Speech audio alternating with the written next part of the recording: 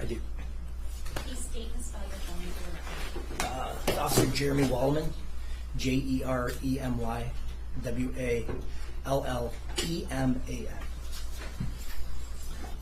Thank you, Your Honor.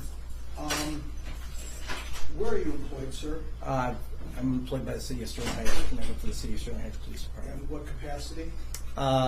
Currently assigned to patrol and the K-9 unit. Okay, when you say assigned to the K-9 unit, what are your responsibilities regarding the K-9 unit of the Sterling Heights Police Department?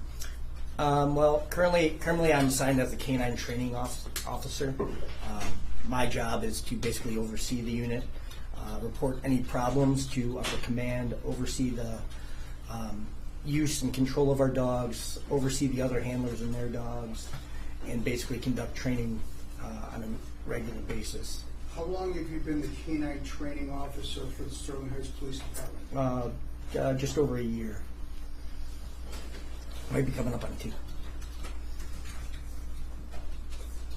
And did you have experience in the field of K-9 prior to becoming the training officer about a year ago?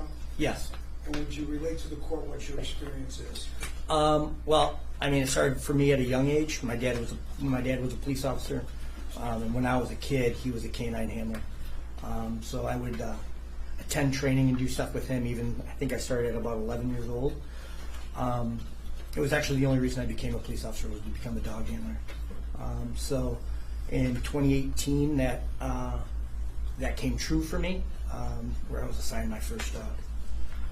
And then from that, when that started in 2018, I continued, training dogs and doing all that stuff up until the present day. So you've been with Sterling Heights for approximately 19 years? It was just 20 last week. Okay, congratulations. Thank you. And K-9 since 2018? Yes, 2018. Now, to become a K-9 officer, did you have to go through training yourself? I did. And would you relate to the court what training you personally went through? So the K-9 position is like a lot of other positions, but it's even more specific. The training with our dogs never stops. From the day you get assigned your dog, you're constantly training. I work my dog 6 days a week, doing things like that. But in the beginning, what happens, you have to go through a selection process. The selection process consists of an interview with superiors in regards to your qualifications. You have to pass a PT test, physical fitness test. For us uninitiated, what is a PT test? The physical fitness Okay. test. And then you have to allow department heads to come to your house and do a home visit to make sure your house is suitable to house a police K-9. All right. And are you assigned a particular K-9? Yeah, I'm currently assigned to my second dog. Okay. And what is the selection process for being assigned to a K-9 involved? Well, so in the beginning, the first thing you have to do is the physical fitness test. Physical fitness test is first. If you don't pass the physical fitness test, you don't move on. After the physical fitness test, you go to an interview. The interview is put on by the captain in charge of operations, the lieutenant in charge of the K-9 unit, the sergeant in charge of the K-9 unit, the current K-9 training officer. Okay. And that was back in 2018? Yes, August of 2018. Okay. So for the ensuing 7 years, what did you do in relation to your duties as a K-9 officer with the Sterling Heights Police Department? Well, as soon as I got my dog, I'm kind of one of these people that's all in on everything that I do. So I got heavily involved in not only training police dogs, but training civilians also, and personal protection dogs and things like that. But the day-to-day stuff with our dog is there's never a day where you can just leave your dog and do nothing with your dog. Every day you do some type of stimulating activity with your dog to keep them focused and engaged in their job. So since 2018, since the day I brought home my dog, outside of vacations and days off and other things that come up in life, there's always been a day where I've been working my dog, whether it be at work or be on my off time. My kids accuse me of taking my work home with me. You do that as a K-9 officer? Yeah, so I tell everybody that, if this is really the job that you want to do and you want to do for the rest of your life, that having a dog is a full-time job on top of a full-time job. You never get a break from your dog. I see my dog more than I see my family. He's with me at home. He's with me at work. You always have to make arrangements for care of your dog. There's never just the ability to up and leave without somebody being able to take care of your dog. And the hardest thing to adjust to is the fact that these dogs are not a pet. Are you familiar with the United States Police Canine Association? I am. And we'll relate to the court what that is. So the United States Police Canine Association is a national organization that oversees about 3,000 current police canine handlers throughout the country. It is a certifying organization where we certify annually in all aspects of our job as relates to canine. Since I started in 2018, I've certified with the United States Police Canine Association every year. And then this year, I became a nationally certified canine trainer through the organization. And what requirements or prerequisites did you have to go through to become a certified trainer with the United States Police Canine Association? So the USPCA requires you to train dogs. You have to train at least 5 dogs up to their standards from beginning to end in all of the areas that is required of a patrol canine handler. And what are those 5 areas? So there's in regards to the Sterling Heights Police Department, our dogs are certified in narcotics, tracking, criminal apprehension, evidence recovery, and building searches. In terms of apprehension, what specifically are you and your canine trained to do? So the main 3 things that you have to be able to do in regards to the USPCA, the United States Police Canine Association, is your dog has to have the ability to engage a suspect with a good full mouth bite.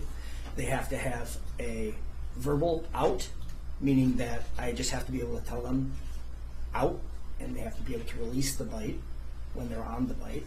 And then they have to have what we call a recall, where if somebody is running from us and we send their dog after them, we have to have the ability to call the dog back to us before they engage the suspect. And this is an annual certification or recertification process? Yes. Okay. How long does the handler and the dog train together before Sterling Heights Police Department allows them to go out in the field? So in the initial phases of training, the first 6 weeks of after we select a dog, the dog comes to me first because the dog is not trained in any aspect of their job. So those first 6 weeks they come to us and we introduce them to the basics of everything that they do. After those 6 weeks, the dog is then given to its handler, and the dog goes to, and the new handler come to 6 weeks worth of training with me. After that 6 weeks, at that point, the dog is only certified in narcotics and tracking. They're not certified in any other of the aspects of their job. When does a dog become certified in apprehension? So with apprehension, that's usually about within about 6, depending on how well the dog is and the handler is doing, it can be anywhere from 6 to 8 months after that initial academy. And in terms of becoming a certified trainer with the United States Police Canine Association, do you have to are you required to obtain a specialized knowledge in that field? Yes. Okay. And particularly, what does that pertain to? So just like people, every dog is different. So in regards to getting your trainer certification, you have to be able to not only train good dogs, but you have dogs are going to have problems too, and you have to be able to problem solve different dogs and different things that are going on with them. Now, I was blessed in regards to the fact that I was under other master trainers and things like that in our organization, like Rich Hines and Darren Steele, who have a extremely vast knowledge of training dogs, and I was basically able to do, a journeyman with them and learn from them and see all the aspects of what their job was and learn directly from them. In terms of the training with the handler and the canine, is that based on policies Oh yeah, yes, and absolutely. procedures? Yes. And how long has the United States Police Canine Association been in existence, to your knowledge? I just read it the other day. It's been 50 years, I believe. 50? Yeah, Okay. something around those times. All right. And do those policies and procedures change over time? Yeah, obviously we adapt to new case law and things like that, but policies get updated based on what's going on with the courts. So You mentioned case law and courts. Mhm. Is part of your training procedure to become familiar with case law as the courts hand that down? yes, Okay. And is that part of United States Police Canine Association training? yes. Not only that, but we meet either on an annual or a semi-annual schedule where we meet with an attorney who specifically focuses on canine law. In terms of training and actual field execution, are there principles involved in what you do and what you have the canine do? Yeah, I mean, so there's different aspects of the canine handling world. We have what's called a single-purpose dog, where they only do one thing. Okay, and they only do narcotics, or they like a lab or a short-haired pointer. They'll do those types of jobs. Then we have dogs that only do tracking, like a bloodhound or any type of those types of dogs. But then there's what we call dual-purpose dogs, which is what all the dogs in the city of Sterling Heights do, where they do the things that I recited earlier: the narcotics, the tracking, the apprehension, all those things. So it's mandated by the USPCA that if you have a single-purpose dog, meaning a dog that only does one thing, that you have to do a minimum of 16 hours of training every month. So the rules applied to the dual-purpose dog, where obviously we have to be able to do a lot more things. So they allow us to train at a double that standard, so around 32 to 34 hours a month. The principles and policies of the United States Police Canine Association, have they been memorialized in the general rules and regulations of the Sterling Heights Police Department? Yeah, there's some aspects of the USPCA are definitely in our general order and things like that, but a lot of their stuff is evolving too based on what the courts recommend. And in fact, in your general orders, the department makes specific reference to certain case law as you've articulated. Yeah. And they can be from the United States Supreme Court, Yep. as well as other courts in the country. Yes. And you, as a trainer, specifically train your handlers to abide by the rules and regulations and the Yes. policies of the United States Police Canine Association, Yep.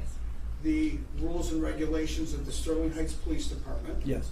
and you have a certain level of expertise and knowledge as to all of those rules and regulations. Yes. Okay. I'm going to direct your attention to February of 2024. Okay. All right. You were still employed with the Sterling Heights Police Department. Yes. You were still a training officer with the Sterling Heights Police Department. Yes. Did you, during that period of time, know police officer James Sribniak? I did. And did you know his dog Dusty? Yes. Okay. And did you train with them? Yes. And did you supervise that training? Yes. And how would you describe the training that both Officer Sribniak and Dusty went through under your supervision? So our training is pretty extensive. We talk about in the canine world. There's a lot of police officers in this job who are police officers with a dog. There are very few canine handlers, like guys that are in there for the right reasons. The thing that set Officer Sribniak apart from other handlers before he became a dog handler was the fact that even before he had a dog, for a year he came to our training. He came to our training on Tuesdays and Wednesdays, because on Tuesdays we train for a half day on our own time, just to work out any kinks that we might be having and things like that. But Officer Sribniak even came to those days even before he had Dusty, even before Dusty was even in the picture. So when we went through the selection process to select Officer Sribniak and things, he had a leg up on all of his competition because of all the extra effort that he had put in on his own time. He was there to learn. He asked great questions. He was always trying to, pick our brains for different scenarios, different situations, and things like that. So after Dusty was selected, like I explained, we train on Tuesdays on our own time for half a day, and then our dedicated training day is every Wednesday. And in that time that Officer Sribniak was a handler, I don't think there was ever a day that he missed a day of training with me. Now, you indicated a selection process for the officer. Yes. But sort of, if I get your drift, there's also a selection process that relates to the canine, him or herself. Absolutely. Okay. So a canine such as Dusty, what kind of selection process do they have to go through before they are deemed suitable, not only for the United States Police Canine Association, but also for the Sterling Heights Police Department? So the first thing that we have to do is we have to select a vendor. There are multiple vendors throughout the country who go overseas and purchase dogs from Europe. There's breeders here in the United States that breed police dogs and stuff like that. But for the past few years, we've been using a vendor in Sharpsville, Pennsylvania called Shallow Creek Kennels. And what happens is that me and another handler or another trainer will go down to Sharpsville, Pennsylvania, and we'll test dogs. The testing process is pretty extensive. It usually takes a day or two. We could go down there and they could show us 10 dogs and we pick none. We could go down there, they show us 10 dogs, we pick 3. It all comes down to how the dog tests. The 2 biggest things that we look for and when we're testing dogs in the beginning is environmental issues, like we make sure that they can handle loud noises, slippery floors, dark rooms, all those things. And the number 1 thing that we need is stability. Okay, we do not go down there to select a dog that is a dog that you can't approach, a dog you can't pet, a dog the dog that's just aggressive in general. So if I wanted to be a canine handler with the Sterling Heights Police Department, I just couldn't go to the mall and pick out the dog in the window? Yeah, absolutely not. Okay. Absolutely not. And so are you familiar with the selection process that Dusty went through? I am. Okay. And is there anything that Dusty went through in addition to what you've already articulated? So we talk about that thing, and then we talk about the other things that we talk about are their drives, if you will. Okay. So you think about a dog, and at the most basic level, dogs are trained to do 2 things. They're trained to hunt, okay, and they're trained to find food, okay. So the thing that sets a police dog apart is that drive, that hunt drive that we call it. So what we will do is we'll take a dog and we'll bring out a ball, a simple tennis ball or a ball on the rope. Another person will hold on to the dog. We'll get that ball out and we'll tease them with the ball a little bit. We'll take it around the room and we'll hide it in a place. And the thing that we want to see is that dog hunt for that ball and try and find that ball and do whatever it takes to find that ball. And if the dog, demonstrates their ability to not only find the ball but use their nose, do it methodically, and all those things, that dog moves on to our next phase. Were you present when Dusty went through the selection process? I was. And how did Dusty fare in that selection process? He did fantastic. Fantastic? Yeah, he did very good. Now, when does the canine get introduced to the handler? So we take the handler down there with us. So when you went to Yep. put Dusty through his paces, Yep, Officer Sribniak was with you? he was. Okay. And then what happened between Dusty and Sribniak? They just get to see each other. Okay. So, and they Sort get, of like courting? yeah, absolutely. Yeah, that's why you figure out how you want to look at it. Yes. So he gets to see him. just gets to take a couple pictures. You know what I mean? It's his new partner. You know, it's kind of a ceremonious thing. It's a very big deal. And then from that point, we drive home, and Officer Sribniak went home, and then Dusty came to my house. So when are, in terms of a time frame, when is Sribniak and Dusty partnered? About 6 weeks after that selection process. Okay, and in terms of years, when did that occur? I believe it was 2023. 2023? Yes.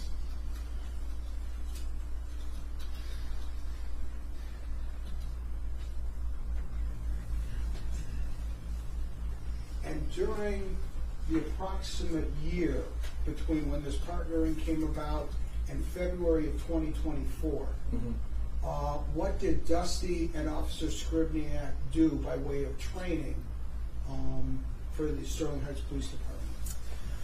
So, you know, we did the 6-week academy where he was with me for 6 weeks, 5 days a week, doing our training.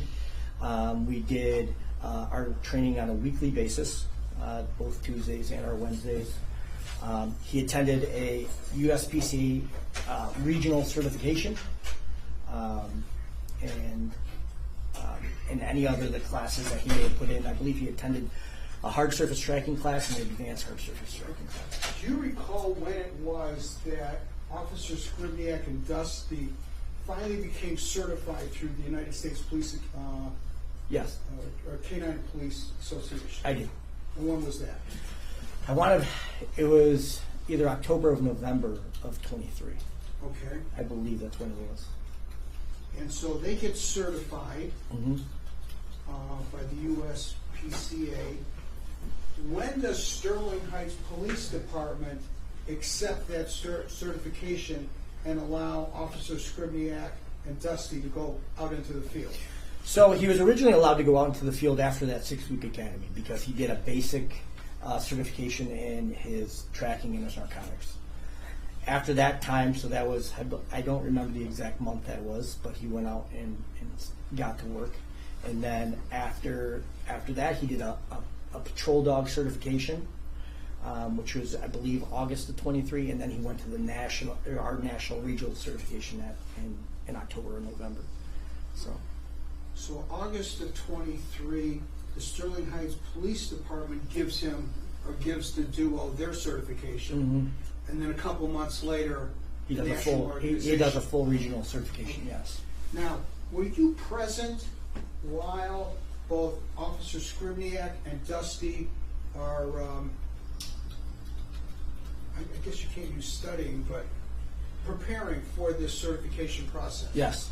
And you oversaw it? Yes. You graded it? Mm-hmm. You made the determination that Sribniak and Dusty were prepared to be certified to go out into the field? Yeah, Officer Steele and I both did. Yes. All right, and are you able to describe how Sribniak and Dusty did during this multi-month certification process? They did very well.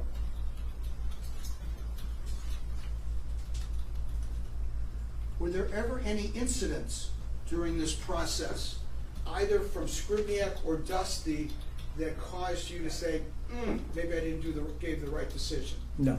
Okay. As you're aware, there was an incident February 25th, 2024. Yes. You were not present. No. All right.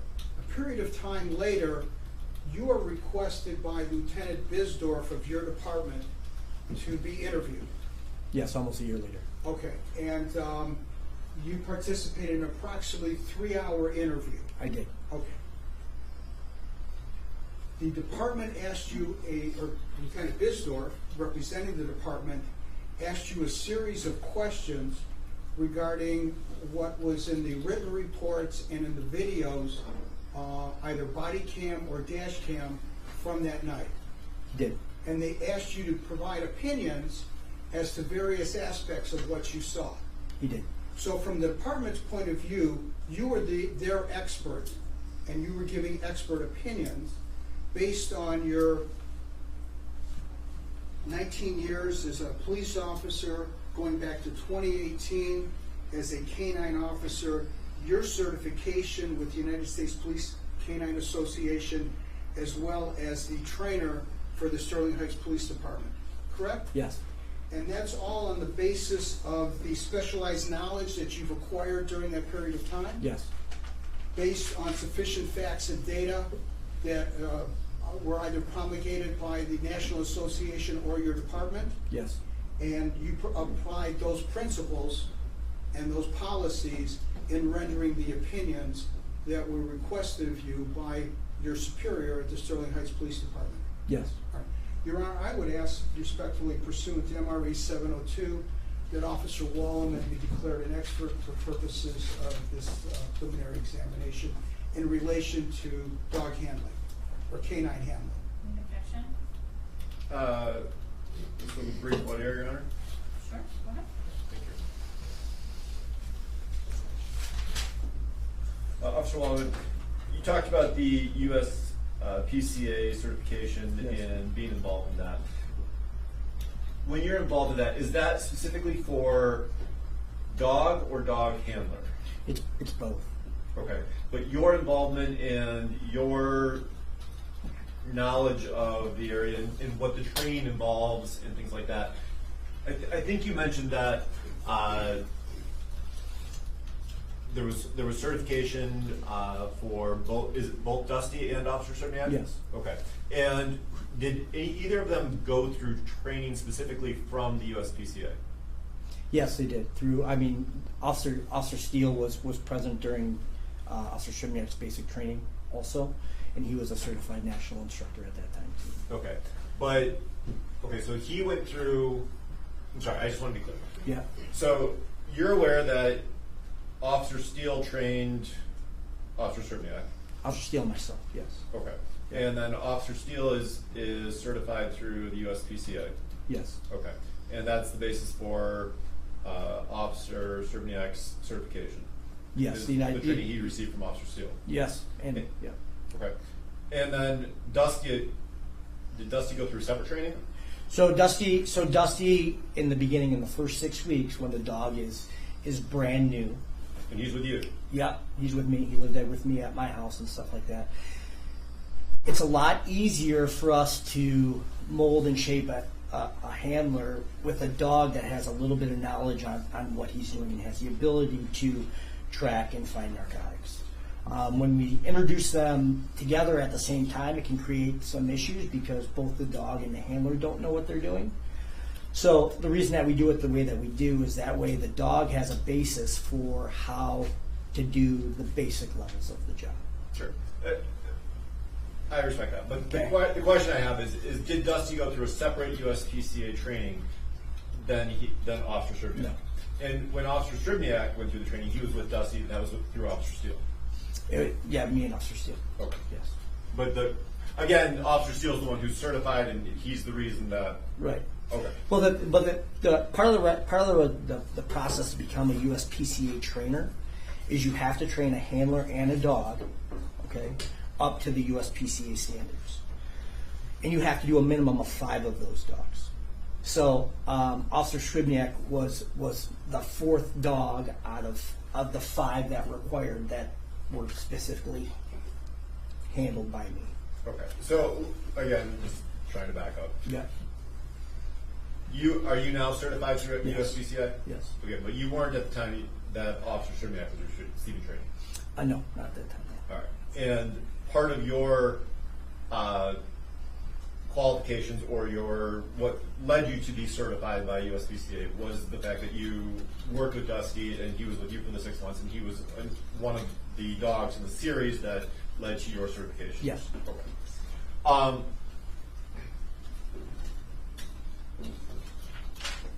And at that point, you had approximately 5 years of dog handling experience. Yes. And were you? So you weren't certified at that point through USPCA. Were you certified through another organization? No. Okay. Yeah, just so it's clear, he was certified, but not as a trainer. Yeah, I You was were certified as a dog handler. I handler. was certified as a handler. Sure. Yeah. Up during that entire Yes. period of time. Yeah. And under the supervision of Officer Steele, who was a certified. Yeah, and up until that point too, like I was, you know, the writing was on the wall that Officer Steele was getting close to retirement and things like that. So that at our weekly and our weekly training, I was the one that was running training, and then if I ever had any issues, I had Officer Steele there as a mentor, if you will, to bouncing off of and things like that. So. And I wasn't Yeah. trying to imply that you weren't Yeah. certified at all to hold Right. a dog or anything like that. I was Right. just simply about the actual training aspect of it. Yep.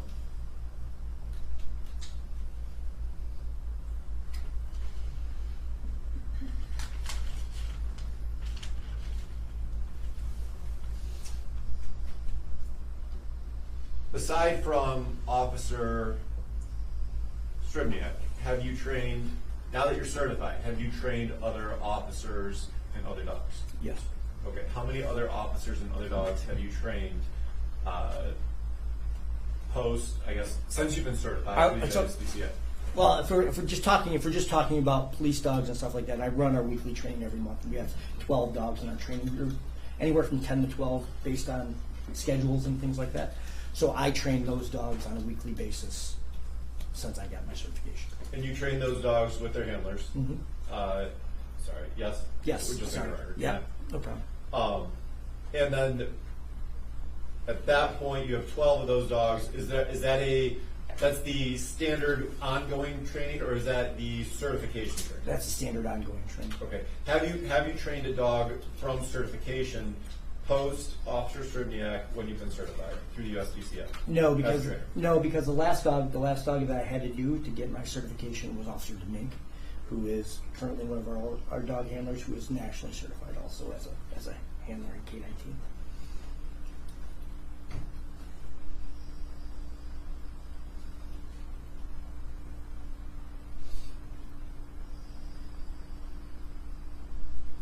No objection, Your Honor. May I proceed, Your Honor? May I proceed? I do now, sorry. No objection. Okay, great. I'll have him qualified as an attorney. Thank you, Your Honor. Just one final question. Yes. When you do your training, and whether it's ongoing or certification training, is it just you and the Sterling Heights Police Department? No. How many departments are you involved with in these training sessions?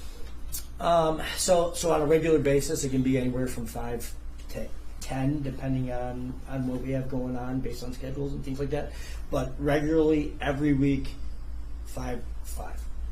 Yeah. So at least 5 other police agencies look upon you as a certified dog trainer and handler. Yes. Okay, thank you. All right, so now let's go back to the session that we briefly touched upon, where Lieutenant Bisdorf questioned you for approximately 3 hours. Okay. Okay, you recall that? Yes. And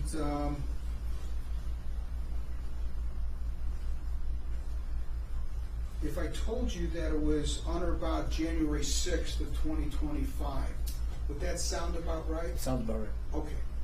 And since you weren't at the scene on February 25th of 2024, you reviewed certain reports, Yes. and Lieutenant Bisdorf played for you a number of body cam and dash cam videos. Yes. Were you only exposed to what Lieutenant Bisdorf showed you that day? Did you have an opportunity to go through additional items?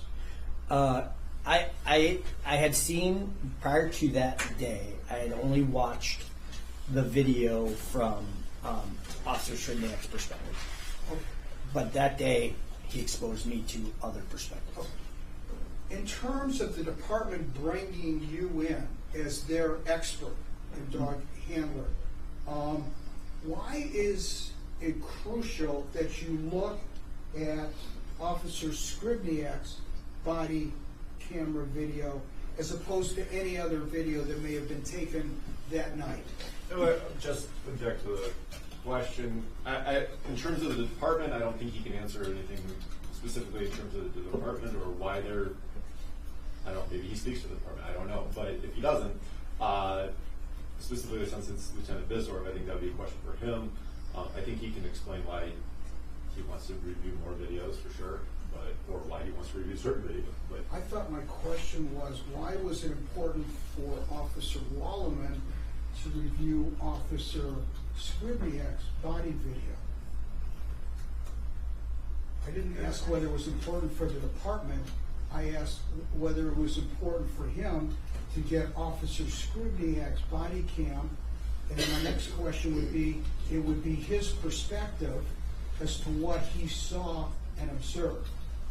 So I'm not asking at this juncture what Bisdorf and the department had in mind, because my understanding is Bisdorf saw a lot more. if the question is specifically why he wants to do something, I have no objection to him answering the question that he personally has requested. That's what I thought my question was. Maybe I If I misunderstood. worded it poorly, I apologize. So objection withdrawn? Yes. Go ahead. Thank you. I'm going to repeat the question.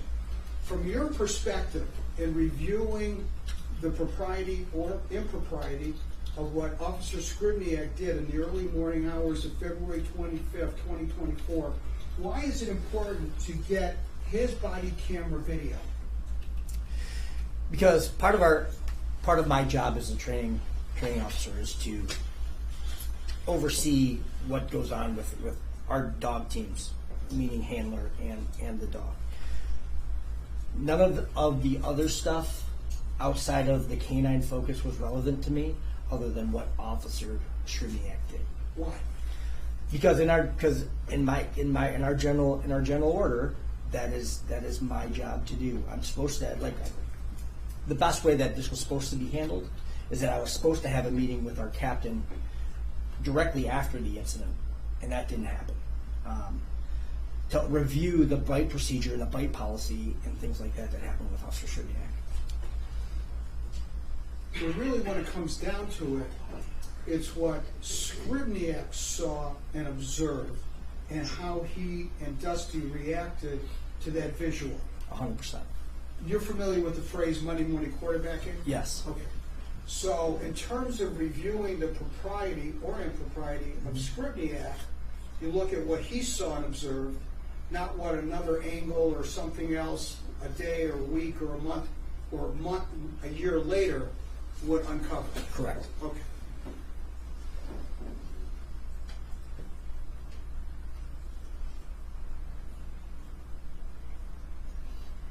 And there's been some testimony previously about General Order 6.33. Are you familiar with that? Yes. Yes. And what would you relate? What is your understanding of 6.33? General 6.33 covers all aspects of our canine unit in terms of all of our responsibilities and what we're supposed to do as handlers, as a canine training officer, it even gets as specific as care of our vehicles and things like that. So it covers a broad area of The do's and subject. don'ts? Yes. Okay. And it also includes case law Yes. and specific references to either United States Supreme Court decisions or other decisions that both the Department and the United States Police Canine Association feel are important and germane. Yes. Okay. So there is some understanding of what the officer is supposed to do. Yes. And perhaps not do. Right. Okay? Correct.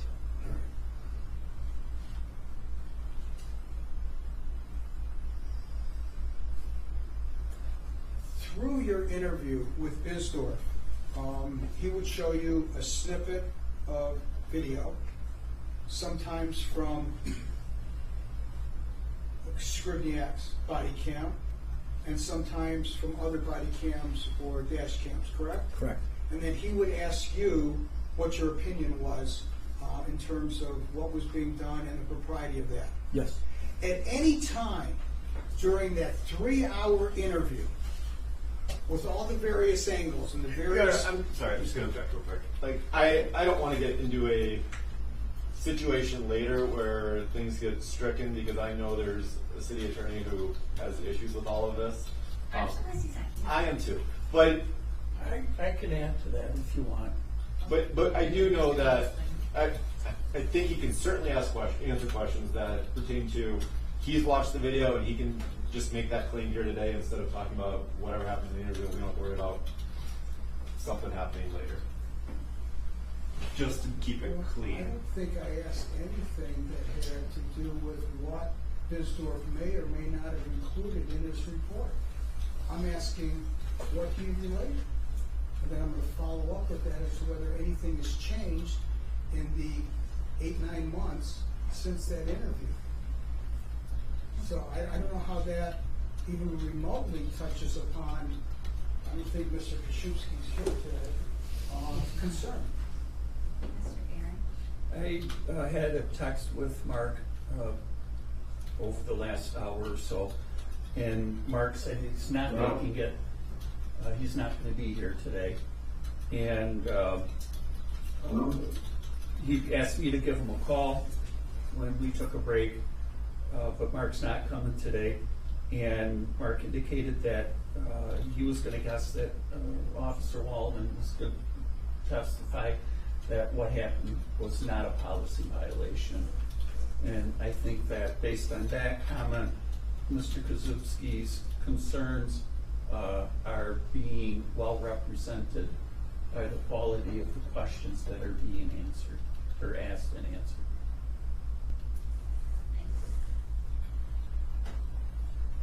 I get that, but if he wants to object to questioning, I think he needs to be here. Correct. So, I mean, if he can't later say, I didn't want those questions come in, if he's not here, I can't just assume his objections and rule on them without him making a record of them. So, are you objecting on behalf of him? I'm certainly not objecting on behalf of anybody. However, I do want to just keep the record clean, and which is fine. And if the court thinks the record's clean, I certainly, will sit down. My only thought was, instead of asking Officer Waldman, what did he tell Lieutenant Bisdorf, just ask him what did he see and what did he feel? What does he feel about this in the video? And that alleviates all the issues. With all due respect, this is cross-examination, and I should have some leeway subject to the court's rulings, but I think as a predicate question, I'll stand by my question unless the court feels All different. right. I'll allow the question. Thank you. We'll address it as it comes. Sir, I'm going to ask the question again, Right. and I don't mean to indicate that you have short memory. Yeah, but right. I'd like to have a little bit of flow. Okay. During that 3-hour plus or minus interview with Bisdorf, did you ever indicate that anything you saw from Sribniak or Dusty was in violation of policy, No. was violation of procedure, No. was violation of training, No. violation of case law? No. Thank you.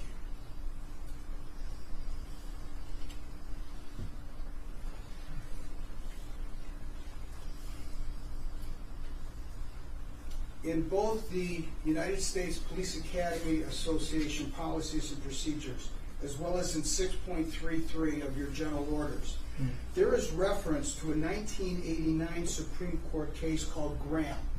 Are you familiar with that? Yes. And also, just so the court reporter doesn't have Sorry. a problem taking That's this my down. fault. My fault. Please, Yes. We Yes, I- understand but Yes, I'm when familiar. they played the tape back, it may not be as clear as we would like. Yes. So it is referenced. Okay. And you have training in that. Yes. You have understanding in that. I do. And you were called upon to opine on the basis of those factors. Absolutely. And those factors deal with the, what should be utilized when applying force. Correct. Okay? How did the Graham factors apply to the deployment of a canine when it relates to apprehension? So obviously with the Graham factors, we got to consider severity of the crime, whether the suspect was an imminent threat, or they are actively resisting or attempting to flee. Okay. In terms of the dog application, I mean, we would have to look at it from the perspective of Officer Sribniak, from the start of his video, I mean, until the conclusion. So if we follow your testimony and we start from the commencement of Officer Sribniak's video, Yes. that would be back in Sterling Heights Yep. Yes. at I don't know if it was an apartment or condo complex parking lot, but you know what I'm making reference to. Yes. And Officer Sribniak pulled over a bluish it was a Jeep. Do you recall that? Yes. Okay. Officer Sribniak approaches the driver's side. Yes. Objection to this is leading questions. This is just an introductory to get into it. If you want to waste another 20 minutes going it the other way, but this is not the nub of the matter. Just trying to get into the substance. We've seen the video. We already know what happened. We've all been seeing the video. We don't need to go over it. Well, this officer hasn't been privy to the other testimony, and in order to lay a foundation for his opinions here, I think I have to do it with him, unless we play back all the other testimony so he can be apprised of it. I sustain the objection. Did you see the video? I did. Okay. And in terms of the interaction between Sribniak and the motorist, what did you observe? Well, from the beginning, Officer Sribniak makes a stop. He tells the subject in the blue Jeep to turn the car off. Okay. The subject does not turn the car off. Okay. He starts making approach up to the car. Based on what he's saying, stop reaching, tells me that the subject was reaching around in the vehicle. Who knows what for? Officer Sribniak again tells him repeatedly to turn the car off, turn the car off, turn the car off. He doesn't do it. He approaches the car, asks the subject what his name is, what's your name, tells him to roll down the window, doesn't happen. And even to the point where the suspect waves him off, like kind of like a get out of here type of gesture. And at that point flees. Okay. Now let's break that down a little bit. Were you exposed to information as to why Officer Sribniak pulled that car over in the first place? Yes. And what was that information? From that information was there was a domestic assault type incident where choking was alleged. The fact that the suspect was intoxicated and was probably going to fight. Okay. Let's just stop right there. As a 19-year veteran with the Sterling Heights Police Department, what does that convey to you when it goes out on the air that the subject is engaged in domestic violence, that there's been choking, intoxication, and maybe combative or fighting? Yes. What does that convey to your officers? That this is a serious incident. Okay. When the motorist is then pulled over, as you've indicated, and there's repeated requests for show me your hands, what's your name, give me your driver's license, are these just extraordinary questions? No, these are standard questions. And what does the average officer at the Sterling Heights Police Department expect the motorist to do? To submit or comply. Okay. And when the person does not comply, what does that convey? That this is escalating, and that the situation is getting a lot more serious. Okay. And you indicated that the person drove off, the motorist. Yes. Okay. And I should say it was serious enough where Officer Sribniak felt unsafe enough to pull his weapon at the time. And no policy violation with that? No. Okay. Did you see video in terms of stop sticks being deployed? No, I didn't see the actual deployment. I heard the audio over the radio. Were you made aware of the fact that one of the tires on the subject vehicle had deflated, Yes. and that the person left with only 3 tires Yes. inflated?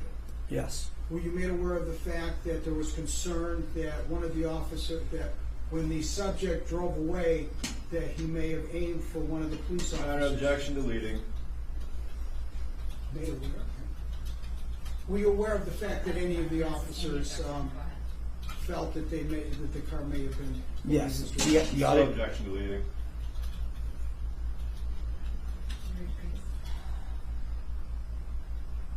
Anything. I mean, we can engage in this, but let's cut to the chase. Were you made aware? Was there any concern for the safety of the officers as the subject drove away? Yes. And what was that concern? Would that possibly that Mr. Young had tried to run over one of our officers? And that's when Sribniak was present, correct? Yes. All right, now what does that tell a Sterling Heights police officer? That- Or any officer in this country? Objection. I don't think he can respond to what it tells a police officer or any other officer. He can respond to how he would review things or how he, in his 19 years of experience. But talking about police officers as a whole is not something we qualified him to do. We qualified him as an expert in dog training. The whole leading up to, we already have watched the video. The thing he can testify to is what he watched the video. He can say he watched the video. He can say he watched Officer Sribniak's video. We all know it was on the video. We've watched it multiple times, so now we can jump to the what he believes is either relevant or not in that video if he wants to go through it all. But in terms of the factors, but walking down the path of every little thing that happened is all leading, and it's all best evidence in the video. First of all, this, Just to get back, the objection though is to the question and the fact that your objection is that he can't testify to what the impression of officers at a whole is. He can only testify to what his impression Yes. of that situation is. Your argument is Your what Honor, is it? he's 10 days indicated worth? that under the Graham factors, which are part of the U.S. PCA and part of Sterling Heights General Order 6.33, is the entirety of the situation. The motorist aiming his motor vehicle at a police officer, I think goes as to the entirety of the situation, because at some point in time, Mr. Hayes' objections notwithstanding, I hope to be able to ask this officer whether or not Sribniak complied with general rules and regulations and orders and policy and procedure. There's, in addition to the FA, there's a misconduct. He has to be able to demonstrate that he did something wrong. To the actual question, though, I agree with Mr. Hayes. He can testify to what his thought and his impression as a police officer would be in that situation and how he assessed it, but not as to what any officer anywhere would think in that moment. Only what his thought would be and how he interpreted it. But to follow up on my other objection is relevance of all of this in the questions and the leading questions all the way through. When I think Mr. Weiss has the point he wants to get to at the end, and I have no objection to him getting to that point he wants to at the end. And then you can ask the question to Officer Waldman, well, why do you believe that he hasn't violated or has violated these issues? But to walk him through every step, the best evidence is the video, instead of him reciting what he saw on the video. Well, I guess then I should sit down and Mr. Hayes should do my examination for me. I am entitled to represent my client. I am entitled to examine this witness. The court has declared him an expert. One of the Graham factors is the entirety of the situation, as the handler knew it and observed it. And so in terms of the motorist trying to run over a fellow police officer in the handler's presence, I think is part of the Graham factor in terms of the severity of the situation necessitating at some point a dog bite. But now you're asking this officer to figure out what this other officer was aware of or not aware of. And the only way that we have knowledge of what he is or is not aware of is that video. So then now we're asking him to recite the video. No, what I'm asking him to do is to indicate in terms of Graham whether or not the motorist almost running over a fellow officer, and there's been testimony on the record that it went out on the air and that all the officers had access to that air information. So I'm not picking something out of the air. He wants to pigeonhole it into something that isn't justified under Graham. Graham talks about the entirety of the situation. The Supreme Court earlier this year in Felix Barnes indicated that the propriety of an arrest goes to the entirety of the situation, not the 3 moments before the arrest, but from jump, when it first started ab initio, and that's what I'm trying to do. So him as an expert, indicating that Graham is part of his area of expertise, should be able to go into the fact that this motorist thought fit to almost run over a fellow police officer. Well, his qualification for expert has to do with the canine, not as an expert police officer overall. He's qualified as an expert on canine handling. You do agree with Mr. Hayes? I mean, at that point, we might just need to show the video and go through the video if that's what you want to do with him. But I think he can only testify to what he sees and his impression of what he sees. I'll buy by the question.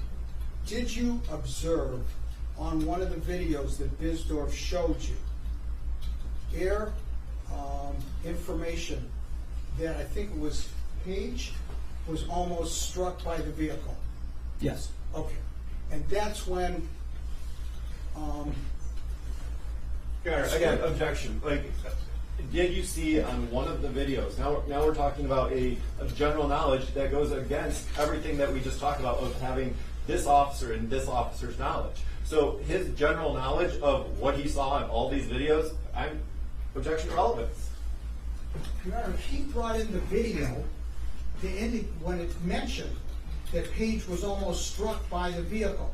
Now he wants to pretend that it didn't exist and that no one knew about it? I mean, there has to be a moment of rationalization. And again, I go back to Graham and Felix. I'm going to let you question on the video. I'm going to let you question on everything that he saw and observed, because I do think that it starts from where the incident started as to whether or not the ultimate end result was appropriate. So I am going to actually allow that. Thank you. All right. I think we got out prior to the objections, but just so we're clear. Was a reference made to the motorist and I believe Officer Page, and would you relate what you heard or observed? Yeah, I mean, on video, you hear if it's Officer Page gets on the radio and says that he just almost hit one of us. And it being employed with the Sterling Heights Police Department for 19 years, when that goes out on the air, who hears it? Who's ever listening to the radio?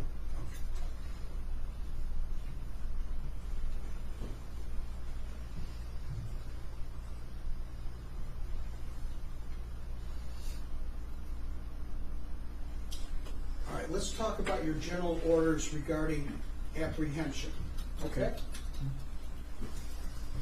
And they follow the USPCA policies and procedure? Yes. Okay. Were you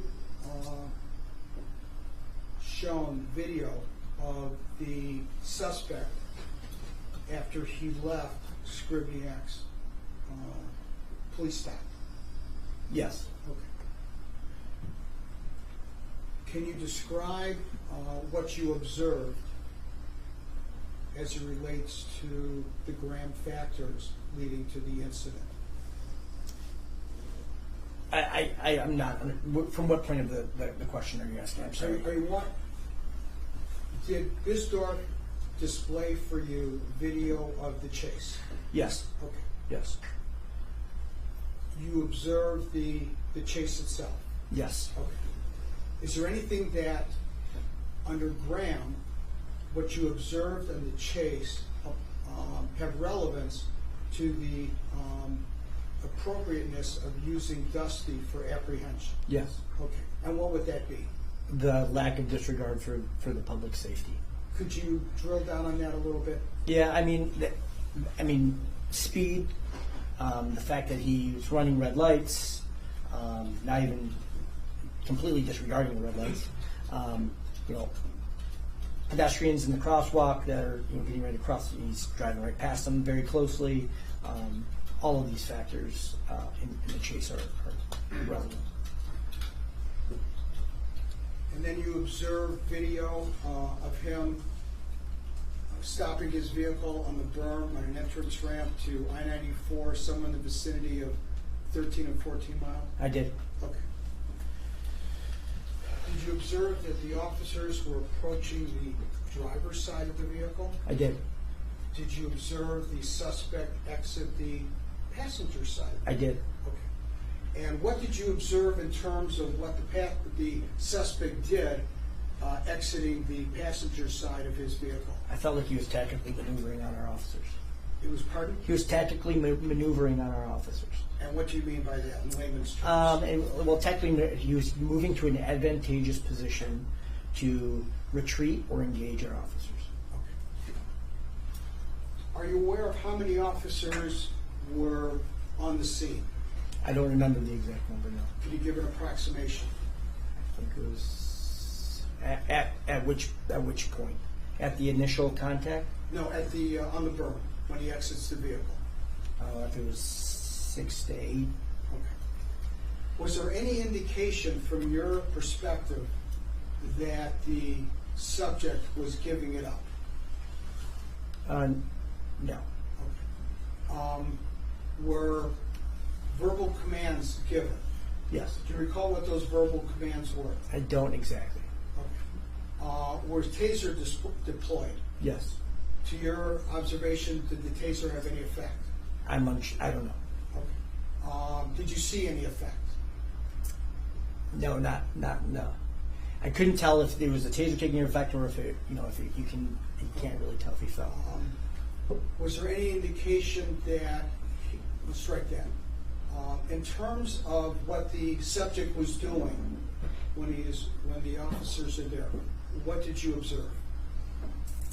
I observed him to be actively resisting our officers and moving himself into an advantageous position.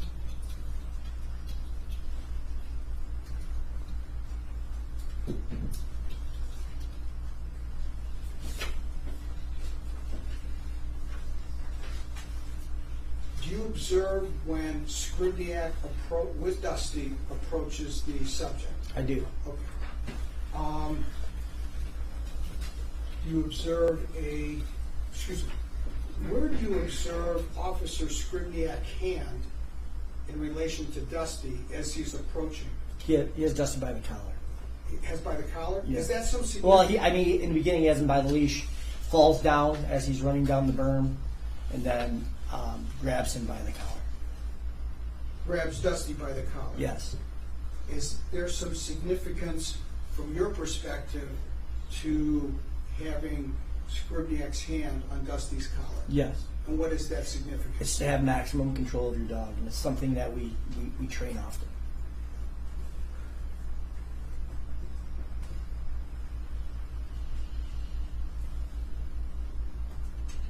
Do you have an opinion as to the propriety of the deployment of Dusty at that moment?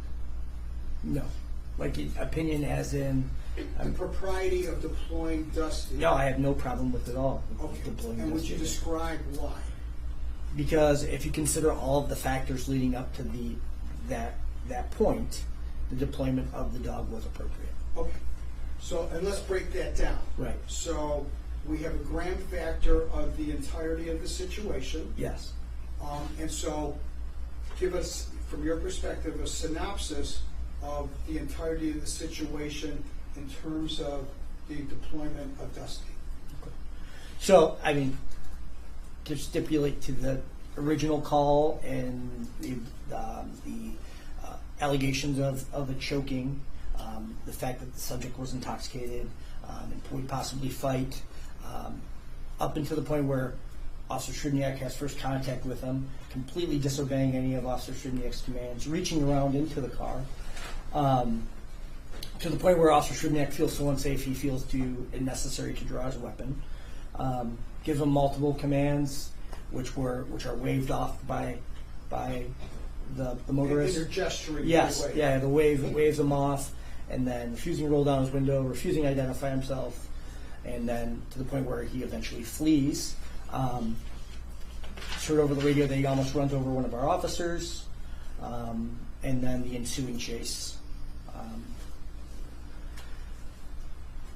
Chase ends after all of these things, and and that's where I think deploying the dog was appropriate. Okay. All right. So we've dealt with the gram factor in terms of the entirety of the situation. Correct. And I believe there's also gram factor in terms of compliance with command. Correct. And from your observation of the videos that were shown to you, how do you construe compliance of police officer commands? He wasn't complying at all.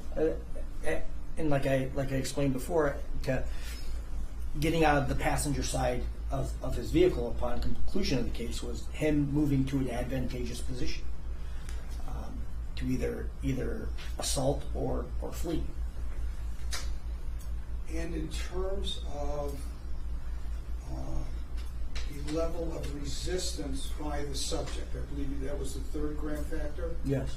how would you evaluate what you observed in terms of the suspect's level of resistance just immediately prior to the deployment of Dusty? I think his resistance was significant. I mean, you also have to consider the size and strength of the suspect, not just,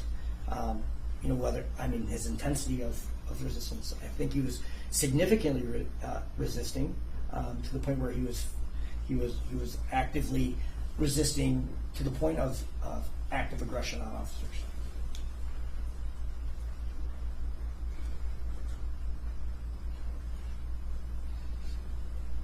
Now, in your rules and regulations, as well as those of the national organization, do you train for if there is going to be a bite, where that bite should occur? Yes. Okay. And would you relate to the court not only the training, but what your rules are relative to that? So, in terms of training and our dogs and things like that, the targeting of a dog is always to a non-vital place. The dog will bite whatever first presented. If they're presented with an arm, they're presented with a leg, or anything like that. But in the situation where Officer Sribniak was in with Dusty, and for him to have maximum control over him by having his hands on the collar, that allowed Officer Sribniak to place Dusty in a non-vital area.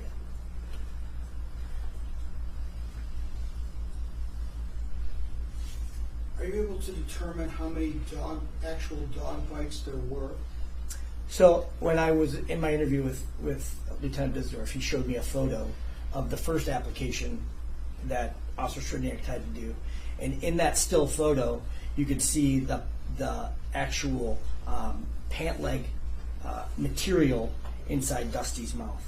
So in that situation, I don't think Dusty got a hold of Mr. Young at that point, but on the second application is when I think the bite was applied. And are you able to determine how many bites Dusty engaged in? It looked like just one. It looked like just one. Just one? Yeah. And what happened after that? Mr. Young, well, you see Dusty go onto the bite, to the right hip. You hear, and after a short amount of time, 5 to 7 seconds, you hear Dusty yelp, come off the bite. Then you see Mr. Young move to a position and onto his back and kick Officer Sribniak in the face. In terms of the placement of the bite, Yes. under the Graham factors, under your policies and procedure, under the policy and procedure of the national organization, was the placement appropriate? Yes. Was the duration of the bite, again, consistent with policy, Sterling Heights, national organization, and training, appropriate? Yes. The fact that Dusty was removed from engaging Mr. Young after that, was that consistent? Yes. Okay. Did you observe anything at all that would indicate that Officer Sribniak did not do what he was trained to do, what your policy instructed him to do, and what the national organization told him to do? No.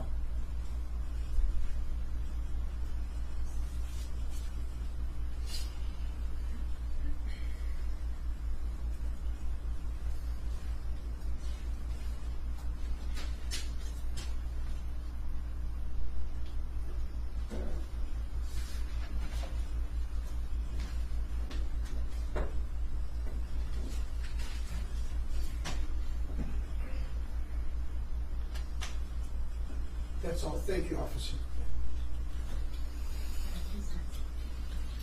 I would think Bob would be first, but you want me to go? Go ahead. Could probably be shorter than I want. I'll be short. You want to break at 11:30 anyways, right? I do want to break at 11:30. I want to clear the rest of the Frazier docket. For attorney speaking. I do have to attend a new funeral. So we'll be back at 1:15. We can, I'm quite confident I can wrap up what I need to in 15 minutes. Yeah, no, I'll let you, I just wanted to set a timer for everybody, so if we wrap you up, we'll break when you wrap up, I'll finish them, I'll run to the funeral, and back at 1:15, does that work for everyone? Can I get all of your lunch? Yes. Okay, that's gonna be our plan. Right. Officer, you're familiar with the MCOLS training continuum on the use of force? I am. Is that training continuum consistent with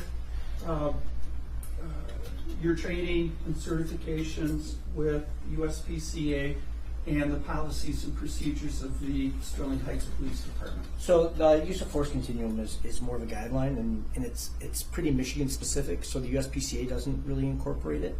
But in terms of the academy and MCOLs and stuff like that, they still do review it, yes. All right, and you're familiar with Yes. what the continuum suggests in terms of the behavioral responses to Yes. aggression that's demonstrated upon the police officers? Yes. It was your opinion that the situation was serious enough that Officer Sribniak felt it necessary to pull his weapon. Yes. Throughout the analysis and observations of the video that you say that you reviewed, what importance, if any, is there that there was a common belief or suspicion that the suspect was in possession of a firearm? Well, I mean, from the beginning, the reaching around in the car and stuff like that sends your, your awareness up and your suspicions up to that, to the point where Officer Sribniak tells him to stop reaching around the car and verbalizes that, and then draws his own weapon. And later on in the video, there's a magazine reference that's on the ground, and things like that. So, in your opinion, Ben, does that substantially and significantly, for lack of a better word, elevate the game? Yes. Why? Because as I said earlier, this was a very serious incident. You know what I mean? And it has continued to escalate. And then it gets to the point where these ways of using force are not working, and then we see a magazine on the ground, which they indicate even a more dangerous scenario for all officers and for people. Is it such that the officers are essentially fighting for their lives? Yeah, at that point I would think so, yes.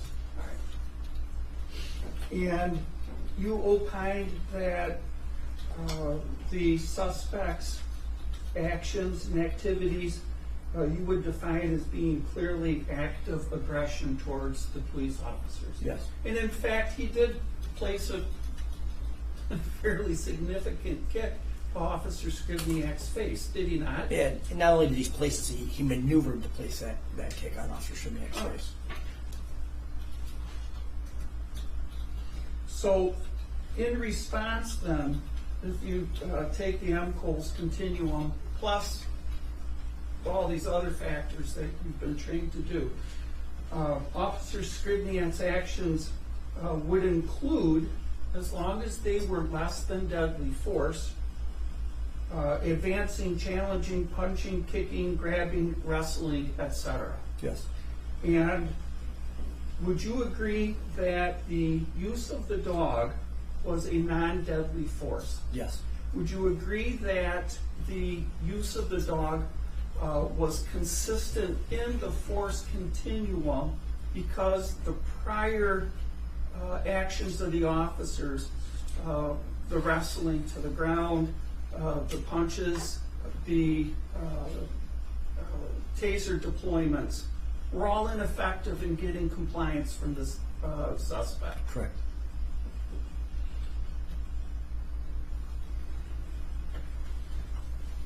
Would you agree, officer, that at the scene immediately prior to the use of the dog, that the officer's safety, not only Sribniak and Currie, but all of their safety, was severely compromised? Yes. The one thing, I mean, from a use of force perspective and things like that, the longer that the resistance and the force is continuing to happen, the injury probability goes up also. And so, how does that affect your analysis then? That you want to end any type of use of force as quickly and as effectively as possible. And the deployment of the dog was consistent with that. Yes. The deployment of punches and kicks and so on was consistent with that. Yes. Now,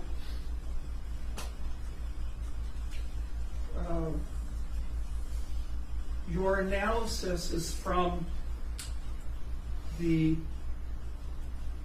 perspective of the officer itself, not in hindsight 20/20 analysis. Right. You would agree that not only did the suspect pose an immediate threat to the officers, but an immediate threat to the public at large. Yes.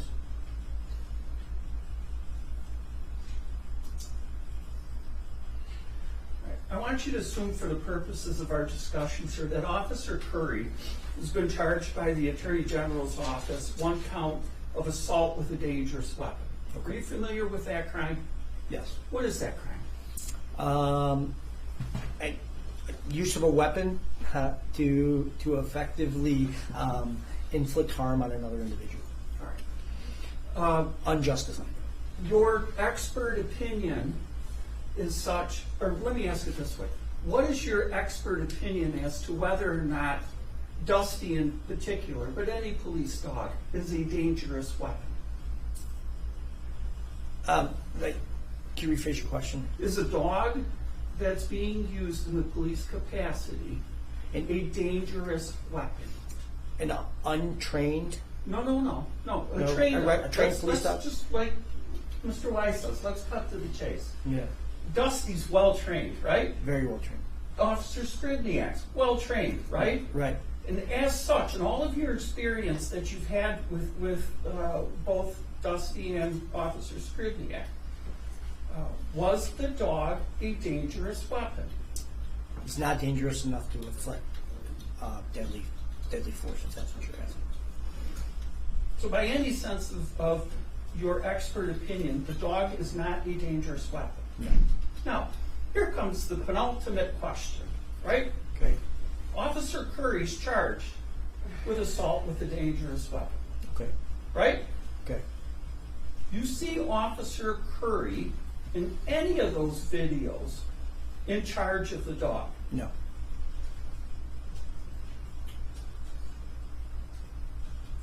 Does Officer Currie have any command authority to control Dusty? No, and it's specifically outlined in our general order. It's specifically what? Outlined in our general order. Okay. Who's the person that's in charge of the dog? Officer Sribniak. Officer Sribniak has sole and exclusive authority and control over that dog. Yes. That dog is trained to obey the specific commands. Otherwise, the whole system falls, right? Right. Dusty, as well as all of your dogs, are trained specifically to ignore commands of other people, right? Correct. So, you would agree, or would you agree, that there's no evidence in any way, shape, form, or even in the imaginations of our mind that Officer Currie had any control over the dog? Correct.